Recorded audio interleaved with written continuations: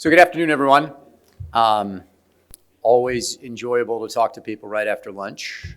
Hopefully I won't put everybody to sleep. Try and get some inflection in my voice, so don't do that. I'm John Livingston. I'm the CEO of Verve Industrial. And I guess I actually have a slide on that. But we're going to talk a little bit today about automation. Not the automation, traditional automation controls, but how do we automate things like vulnerability management and other types of endpoint management within our OT environments? How do we do that safely? How do we do that with the cognition of recognizing that we can't always address and remediate risks in the most direct way given our environments? And how do we apply automation in that kind of environment? So just by way of introduction, I'm the CEO of Verve. So Verve was founded, as I mentioned, I probably don't have to go through this much because if you were there this morning, about 30 years ago as a control systems engineering firm. We were designing control systems for power plants and water and steel and manufacturing, et cetera. And about 15 years ago, one of our clients, in that case, a power company, began to be regulated under NERC-CIP and needed security solutions to essentially secure the control systems that our organization designed. And so they said, okay, you guys designed them, figured out how to secure them. And so that was 15 years ago, and that was the first version of what we call the Verve Security Center. And now fast forward 15 years from there, and we've gone well beyond NERC-CIP and power to all sorts of sectors, and basically been helping our clients address these endpoint issues that they've had. We provide both a platform to do that, a software platform, as well as a range of services that support our clients in that sort of journey, in the risk management and security journey. So what I'm going to talk about today, three broad points. So first, having a vulnerability patch management strategy is becoming more and more important, given the large number of vulnerabilities as well as the risks growing. Number two, obviously there's a lot of challenges in doing this. A lot of challenges in efficiency, in labor, in risks to the system, et cetera, that we're going to talk about. And then third, and really where we're going to spend most of the time today, is how do we leverage automation to help address those challenges? How do we find ways to drive efficiency, focus, and frankly, higher security as a result of that automation? So with that, quick context. So if we look over the last couple of years, and we'll be issuing our report here next week on what 2022 looks like. But as you can see here, if you look at the number of ICS advisories, which used to come out from ICS-CERT and now comes out of CISA-ICS, you'll see a significant increase over the last couple of years. And by the way, 2022 looks equally high growth in terms of the number of vulnerabilities that are out there. Both advisories as well as the CVEs, which sit within those advisories. So you can have one advisory and multiple CVEs within that. And then the average CVSS score of that is up about 70% over the last couple of years. Right, so the criticality of these vulnerabilities is also going up. And to a lot of organizations, there's sort of this, oh my God, what am I going to do with all this? I got tons of information. Not sure how it went there. I got tons of information, tons of vulnerabilities. And in fact, now I'm being asked to do SBOMs, software bill of materials. And all of a sudden, I'm going to go from having these vulnerabilities, multiply that by 10. What am I going to do with all this? And that's being... So we get all these vulnerabilities, and then on top of that, regulators and particularly insurance companies are now asking us to do more. And so if you look at, for those of you who have been dealing with insurance requirements of late, there's typically a whole separate OT cyber policy addendum that you need to fill out to get insurance on, to have your cyber insurance cover your OT. And when you go into that, the pretty standard one is, do you have a defined processes for identifying vulnerabilities and patching of your OT environment? And you have to basically give an answer to that, and then they'll ask, and how? And so these vulnerabilities are not just getting awareness among boards of directors and OT personnel, but they're also getting awareness among insurers. And given the costs that insurers have been bearing here of late, a much greater focus on this. So I don't want to spend a lot of time on the why. I'm sure if you're here, you probably are already dealing with this to some extent. But then there are the challenges. And we've just put a few of them up on the board here, right? Time consuming, right? I don't have time. My controls engineers, I'm already understaffed in my plants. How do you expect them to actually do all the patching too? I don't even know what patches are really required. Maybe I know from a vendor what they've given me, but is that all the software that's on the system? The vendors don't necessarily approve all of them. So what am I going to do in a world where they didn't approve the patch, but it's a critical vulnerability? The story of IT patching centrally and, pushing patches and rebooting systems while the paper machine is running. Right? I don't know how many of you had that experience, but we hear that a lot. A variety of challenges, right? And a lot of it comes down to this balance of security on one hand, operational resilience or risk to operations of making changes you shouldn't, and cyber risk. And how do we balance all of those things when we don't have the bodies really to do this? And that's where we think automation needs to come to play. And so typically what we see is this 3-phase journey that organizations go through, right? So it starts with assessing and identifying what the risks are, what the vulnerabilities are. And by the way, risks in this parlance isn't just vulnerabilities, right? But it's all of the risks in your environment. And then there's usually a sort of, I'll call it a one-time catch-up, right? There's this big remediation, oh my gosh, we have thousands of vulnerabilities. Or risks, how do we get ahead of that? And then there's the maintain. Okay, so now we've done something to get more secure than we were. How do we on an ongoing basis maintain this? And as we think about automation, there's automation available at each and every step of this chain, and it's available safely without disrupting operations if you do it in the right way. So I'm going to walk through each of these 3 steps for a second. By the way, I think we're going to share out the presentation. So if you want to take pictures, feel free, but I think the presentations will be shared. So on the assess piece, on understanding, what are my risks? Number 1, applying technology to that process rather than just relying on essentially a manual labor-intensive collection. So oftentimes people go through a assessment and they'll send people out to the sites and they'll try and do walkdowns, et cetera. There's a technological way to do that without going through those manual processes where we can add automation. Using centralized technology to review those risks so we're not reliant on, 60 different people at each plant, let's say, or one person at each plant. You've got 60 plants around the world trying to assess their risks. Right? We bring all that data into one place that you can analyze and assess with a small team of specialists. And then being able to score and model risks. And we'll talk more about this. Number 2, on the remediate front. This is always the thing that makes people nervous. Oh, geez, I'm going to automate remediation. And we're going to talk about how you can do that without disrupting operations.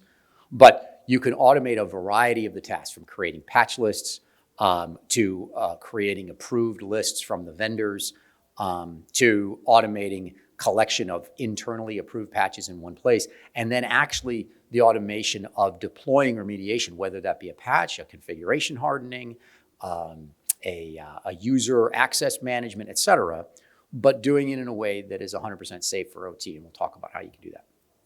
And then finally, from a maintenance point of view, on an ongoing basis, being able to maintain that level of security.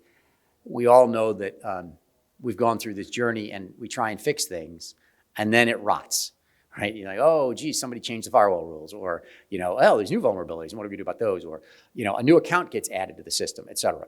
And so how do we maintain that and use automation to do that? Essentially doing real-time risk assessment, and then on a regular basis, updating and maintaining the security controls you have in place. And so I'm going to sort of walk through each of these 3 pieces as we talk today as to how to think about automation in each of these. So I'm going to start with the assessment piece. I'm going to talk about the tech-enabled assessment. So this is our view, a core element of the way you can start to bring scale, efficiency, et cetera, to your overall OT risk assessment. There's a bunch of benefits to this. Right? A lot of it ties back into labor savings, et cetera, but it also gets into risk. So first of all, you get a much better risk management. So often when we see people do the manual data collection, right, send out surveys, They may have people walk down the plants. You basically get to know whatever those OT engineers know and what you might be able to pick up off of firewalls that you may be able to pull configs off of or something like that.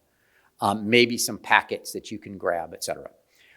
By gathering data directly at the endpoint, using technology to do that, you get a much deeper, richer view of the risks in that environment. And you can start to see what we call a 360-degree view of the risks that I'll talk about in a second.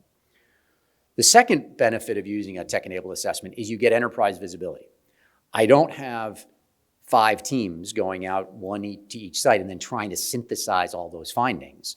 No, I get all that data in one place, one centralized set of data where I can analyze them consistently, plant, or substation, whatever it is, so that I can get all that together and have a small group of people consistently analyze those risks.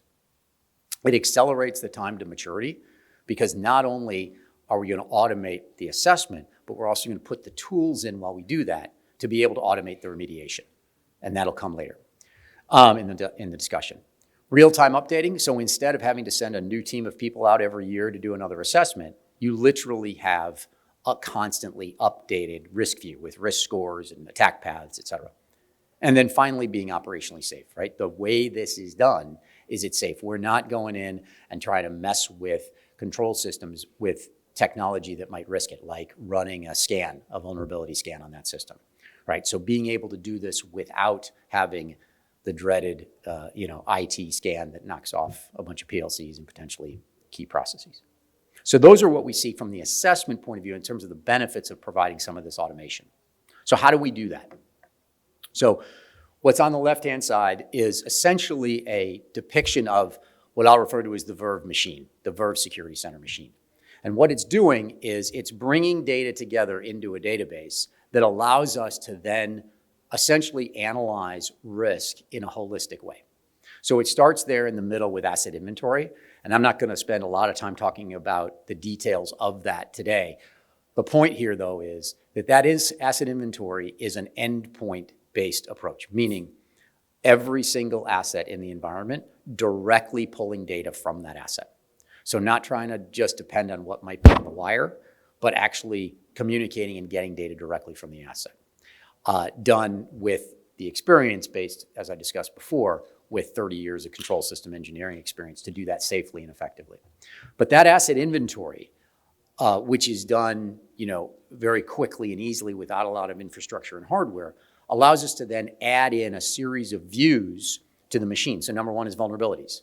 Great, so because we know every piece of software, whether it's an application, whether it's a firmware version, an OS, whatever, we know that, and so we can quickly discover vulnerabilities.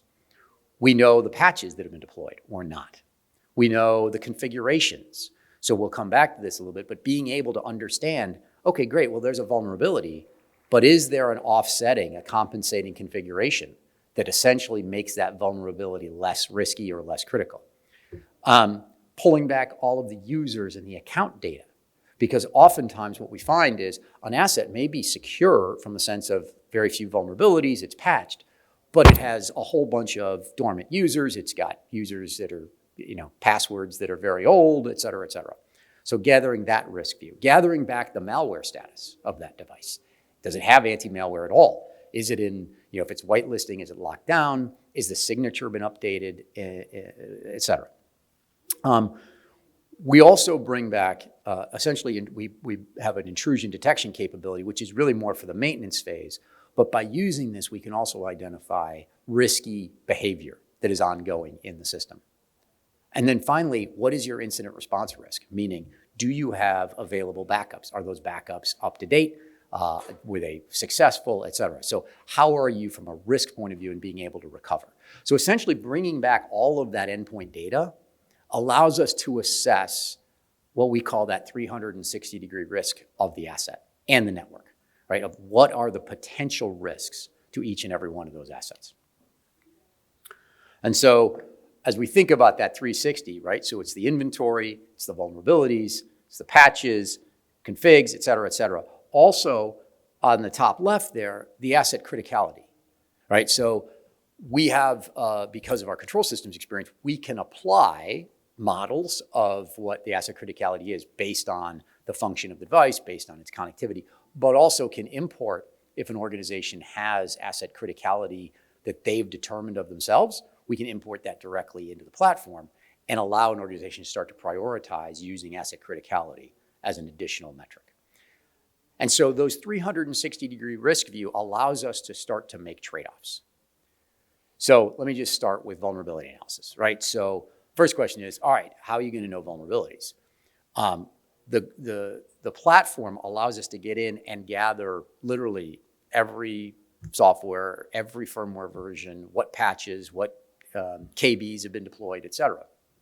And so we can then discover, based on knowing vulnerabilities, how many are critical, right? How many are high, et cetera, and then get into, do they have a known exploit, right? So we can pull data out of CISA and others where we know if there's actually a known exploit for those. And this becomes a bigger issue as we talk a little bit further.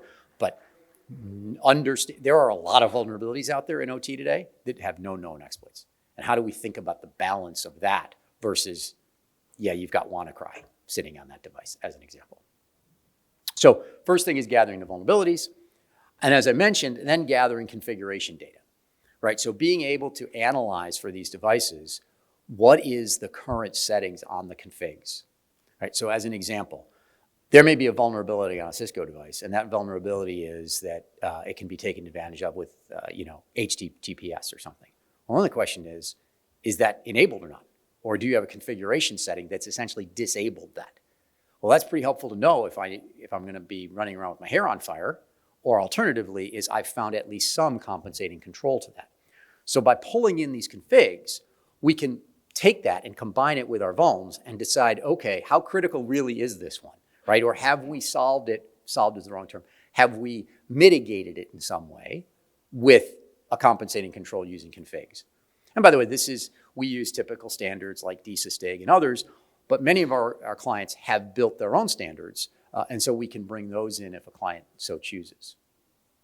And so one of the parts of the assessment is, okay, how good? Because almost none, from what we've seen, of our organizations have active AD centralized working in their power plants, for instance, right? Each vendor has a domain server for that unit oftentimes, right? So trying to manage this through GPOs oftentimes in many organizations is very difficult. And so essentially what Verve is doing is providing that almost like centralized AD sort of visibility within a very, very distributed environment. Whoops, I think I hit the wrong button. There we go. So then once we get all that data in, well, that's great. I got a ton of data. What the hell am I going to do with all this? And that's where the automation really starts to come in, right? Is I can say, okay, I have all of that data in one database. And then we can build models within Verve that actually tell you where are the greatest risks. And so we've essentially built automated risk scoring of these assets. And what that does is it takes an asset type, for instance, HMI, PLC, whatever. It then adds in the criticality of that device. And that can be, as I said, pre-calculated by you all, by a customer, or we can actually analyze that, and we have ways of doing that. And then we add in the risks. Okay, vulnerabilities, patches missing, config settings, et cetera. And we can start to create an initial sense of what is the risk of that asset. And then moving in from there to having that unmitigated score or compensated score, we can then add in controls. So what other controls? Is there a firewall upstream of that? Is there a configuration setting that reduces that risk? Is there application whitelisting, and is it in lockdown mode? A variety of different things that then can spit out a residual risk score. And so as we start to think about how we're going to attack the remediation phase, we can get into a very rich discussion around, okay, where are my biggest risks? Which assets, or frankly, which paths, and I'll show that in a minute, are those that are the riskiest? And we can do that through automation, right? You have to have the data. So first thing is you can't do this if you don't have the data. But once you have the data, the power is in the automation of the analytics to say, where are the greatest risks? Which are those that I need to do today, and which can I put off? Because there's no way we're going to be able to address 4,000 critical vulnerabilities overnight. We're going to have to find a way to work through them in a sequence, and that focused on risk. From that data, we can then start to model attack paths. One of the big questions always as we get into these assessments is, oh, well, can you do a pen test? For those of you who do pen tests in OT are tricky because if you do it the wrong way, you trip the plant, particularly issues. So oftentimes pen tests essentially stop at a certain layer, or alternatively are done in lab environments or whatever. What this allows us to do is essentially do what I'll refer to as a virtual pen test, right? So we have all that data and we can now start to model different attack paths and whether our mitigations would be in place to stop that attack path, or whether an attacker, if they came through here, would be able to tap this vulnerability and that vulnerability and work their way down into the system. And this is just one example, but the model allows you to start to essentially analyze what are the different threat vectors in this environment and how do I then prioritize where I want to start. Now, sometimes it might be really easy, right? Like I have no firewall. Okay, that might be a good place to start. But other times, you have certain controls in place, or at least you think they're in place, and how effective are those against different types of attacks? So then, as we move from that automated assessment part, prioritization, risk scoring, prioritization of the greatest unmitigated risks, we then get to, okay, what can we do to remediate this stuff? How are we going to be able to fix it? And so we have coined this term or in OT and security anyway, of think global, act local. So the concept here is I'm going to gather that data that we discussed centrally. I'm going to get all of that data up to a common platform so I can see it centrally. I can have a small group of people scaled in their understanding of OT security do the analysis part. But when it comes to actually taking actions, chances are that in most environments, I want to have OT practitioners, people who understand that process, be involved before I start fixing things. Because I can possibly fix things the wrong way, I can fix things at the wrong time, all sorts of things. And so having the technology, the automation designed in such a way that I can centralize the analysis, the planning, the playbooking, so to speak, distribute those actions locally, but have local control. By local, what we mean there is not necessarily physically local, but local in the sense of people who understand that process, that local process. So it's a paper mill. Okay, well, I'm not going to patch that and reboot it while the paper mill's running. So I need to understand that. Or alternatively, there's a particular configuration setting that I like, okay, I want to make sure that I've got the users of that mill involved before I start making those changes. But that automation then allows those people at the mills, I'm using mills as an example, you could have a mine, whatever you want to think about, having those people have automated, essentially a toolkit to execute on the recommendation. So that, in other words, those actions can be distributed, but the timing, the testing, and the execution of that action is controlled by those who know that process the best. And so it essentially allows you, literally you can serve it up so that when they have an option to just execute the action, or they have options to not execute it and whatever, and then centrally, you know if they did it or not. So there's this ability to bridge this IT, OT, or centralized distributed environment with an architecture that allows for that. And so then there's the automated, so now we know what we want to fix. How do we automate that? So we've got the baseline inventory. We have identified the vulnerabilities and patches that are missing. And then you can review those vulnerabilities. You can review those patches and essentially approve them and create essentially subsets of patches that have been approved and those patches that haven't been approved. And typically our clients will have hundreds of sites, dozens of sites, whatever it is, and each one of those may have a different control system vendor or maybe multiple different control system vendors. And so they're dealing with these spreadsheets, PDF documents of approved patches. Right? What this allows us to do is get all of that in one database. So you got your Honeywell, you got your Siemens, you got your GE, you got your Emerson, all in one place so that you can make decisions about with a smaller team rather than everybody. So review and prioritize, develop those plans centrally, and then testing and deploying, this is the act local part, and then being able to document and know that the success happened, right? So this is where the automation again comes in. I'm not relying on somebody sending me a spreadsheet saying what they did. I know within 15, 20 minutes whether or not that action has actually occurred or not, because I'm seeing the central visibility. And this is too much of an eye chart. I'll just, for this big of a room. The point here is we can start to prioritize 80/20s on these things, right? So by going into the databases, we can prioritize which patches cover how much of my risks, right? So we can start to do Paretos of how to prioritize even in the patching. Like I said, it's just, it's too much of an eye chart for this larger room.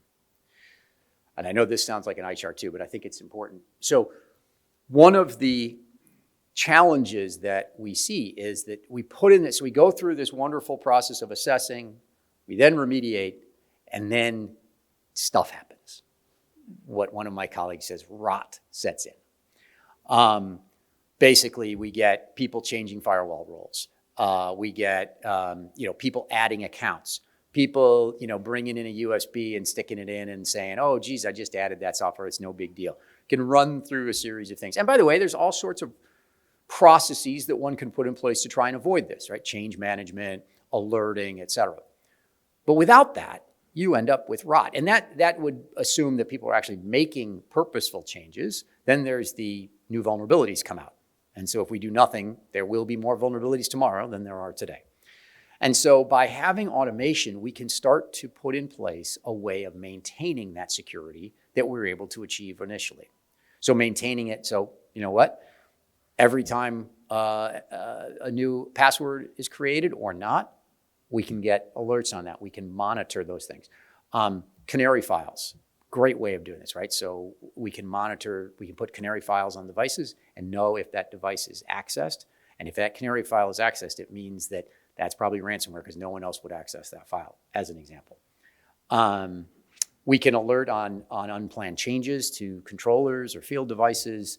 Backups is a big one, right? Oh yeah, I got backups, right? When was the last time that machine was actually backed up? Because the backup system is down locally at some facility and I don't have visibility.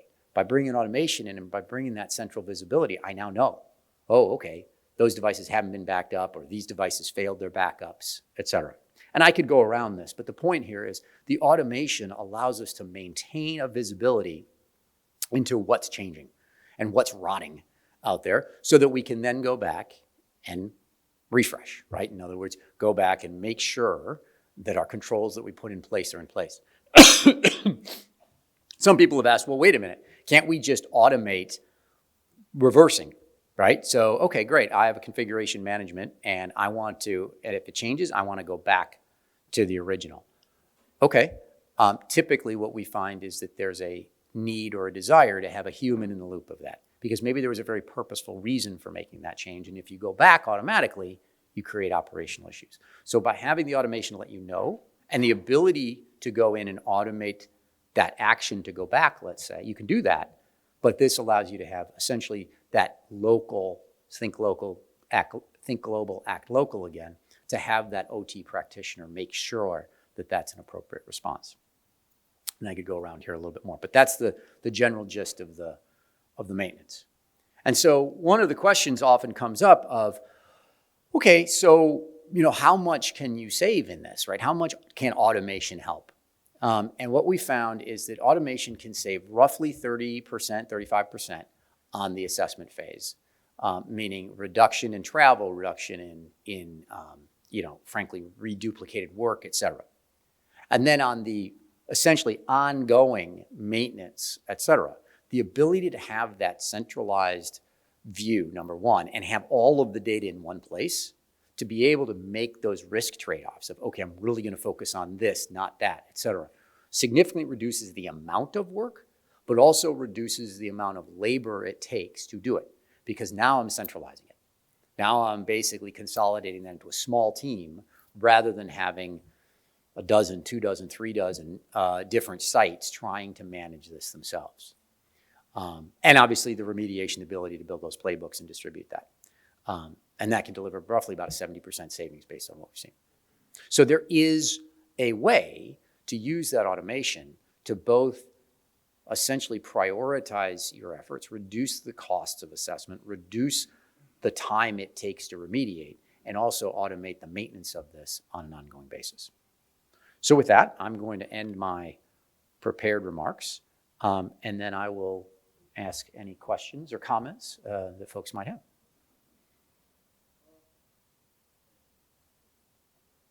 Yes, sir.